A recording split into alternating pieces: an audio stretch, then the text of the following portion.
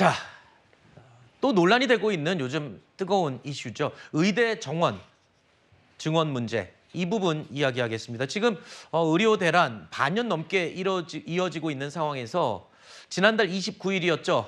자, 국민의힘 연찬회에서 이주호 교육부 장관이 의정 갈등과 관련해서 6개월만 버티면 이긴다라는 취지로 발언한 게 알려지면서 논란이 이어지고 있습니다. 해당 발언을 놓고 여당 의원들조차도 비판을 했다고 하는데요. 자, 오늘 국회 교육위원회에서도 이 이야기가 나왔습니다. 이주호 장관 어떻게 해명을 했는지 들어보시죠. 제가 그 얘기 한 적 없습니다. 6개월 버틴다는 얘기는 워낙 제 소신과 반대되는 그 워딩이기 때문에 저는 절대 이야기를 하지 않았다고 생각을 합니다. 6개월 버틴다는 건 제 머릿속에 없습니다. 정부가 입장문을 발표를 했어요. 그날 이긴다는 표현은 대화와 소통을 통해 의료개혁 추진에 힘든 과정을 극복하자는 의미였다. 근데 이긴다는 표현이 언제 이렇게 대화와 타협으로 변했습니까?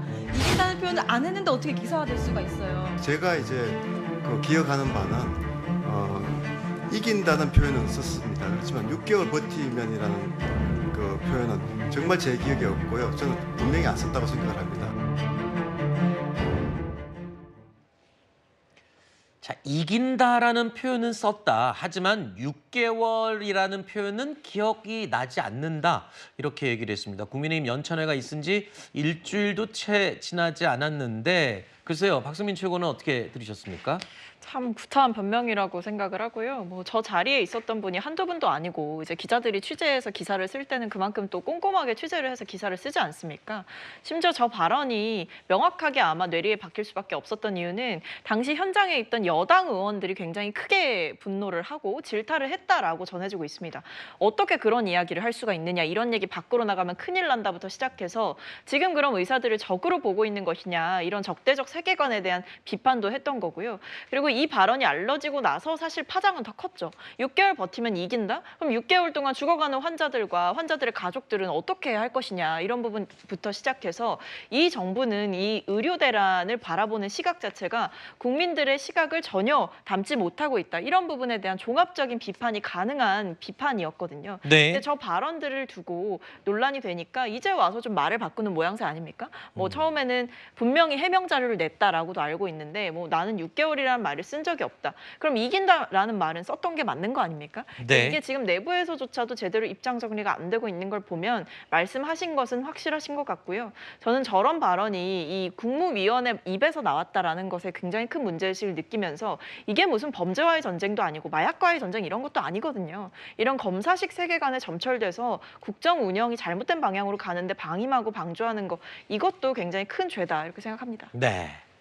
일단 의정 갈등 사태 해결 기미를 보이지 않고 있죠. 진짜 반년 이상 이어지고 있습니다. 의료 현장에서는 이번 추석 연휴 상당히 깁니다. 이 연휴가 고비가 될 수도 있다는 우려가 나오고 있는데요. 이에 반해서 정부는 그렇게 우려할 상황은 아니다. 24시간 잘 돌아간다라고 일축을 하기도 했죠.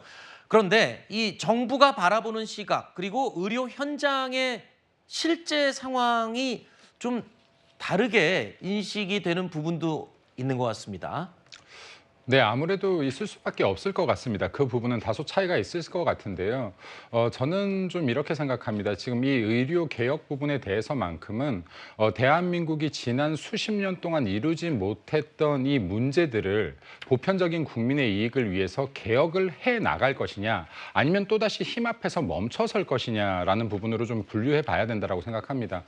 그럼에도 불구하고 지금 윤석열 대통령이 국민들께 크게 인기 없는 상황이라는 것도 알고 있어요. 이것 때문에. 네. 그럼에도 불구하고 장기적인 관점에서 국민들의 보편적 이익을 위해서 개혁을 추진하고 있는 것이다라는 말씀을 좀 드리고 싶고요. 네. 그리고 국민들께서 불안해하는 요소들이 있다면 국가에서 그리고 여와 야가 이 문제 해결에 초점을 맞춰야지 개혁을 멈추는 것을 대안으로 삼아서 안 된다라는 말씀을 좀 드리고 싶습니다. 네. 개혁은 그대로 추진하되 지금 이와 같은 공백 상황들에 대해서 어떻게 해야지 더 능동적으로 대처할 수 있는가, 더 안전하게 대처할 수 있는가에 초점을 맞춘다라고 하면 충분히 개혁도 이룰 수 있고 이러한 문제들도 보완할 수 있다라고 생각되어집니다.